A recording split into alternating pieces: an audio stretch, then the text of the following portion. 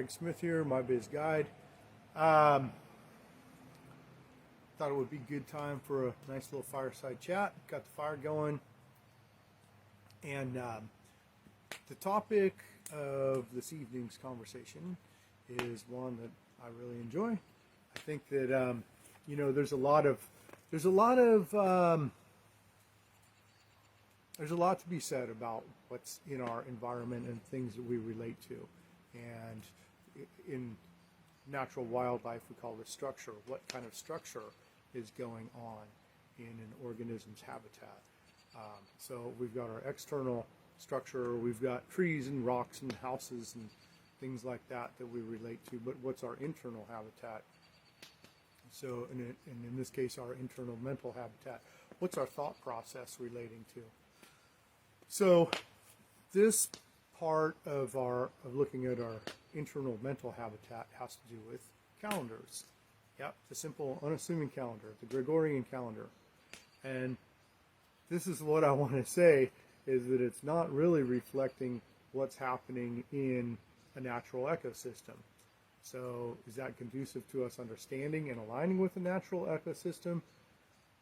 It's easy to theorize that no, it's not. And it's also very, very obvious that people need to realign with natural ecosystems and understand the planet that we live in. So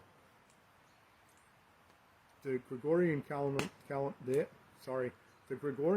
would say that the full moon is on Saturday. But if you look closer, it's Saturday at 7 a.m. So that means really the moon is at its most full on Friday night's dark cycle, what we call Friday night. Of course, everyone knows contemporary society wants to split the night into half and bookend the day with it. And I'm saying that that's probably not the best way to look at things. And it's definitely not consistent with what a normal person would think is really happening. We've got a light cycle and a dark cycle, and a light cycle and a dark cycle, not half a dark cycle, and then a full light cycle, and then half a dark cycle, bookending the days. So it's little inconsistencies like that, but think about how much that's in our thought process relating to days as something on a calendar versus what's actually happening in a natural environment. Same thing, and this is, again, one of my favorite topics, because I think it's pretty unintrusive and an easy way for people to start thinking about thought process and mental habitat, but relating to a clock also. That's a linear, that's reflecting something linear, which nothing in a natural habitat has that. The clock's not reflecting any kind of organic time. It doesn't have any ebb and flow.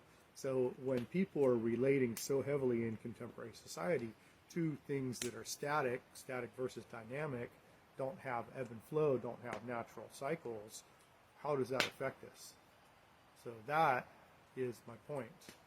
How do these inorganic things in our mental habitat, these things that we're relating to that don't have natural cycles, written word, written law, print currency, clock, calendar, those kind of things. Those don't reflect natural cycles very well. And so that's the point. Just thought I'd put that out there. Tonight, Friday night, is the full moon. This dark cycle coming up, this full dark cycle, is when the moon is going to be fullest. And then there's going to be a day. And then there's going to be another dark cycle. So we've got full dark cycles and full day cycles.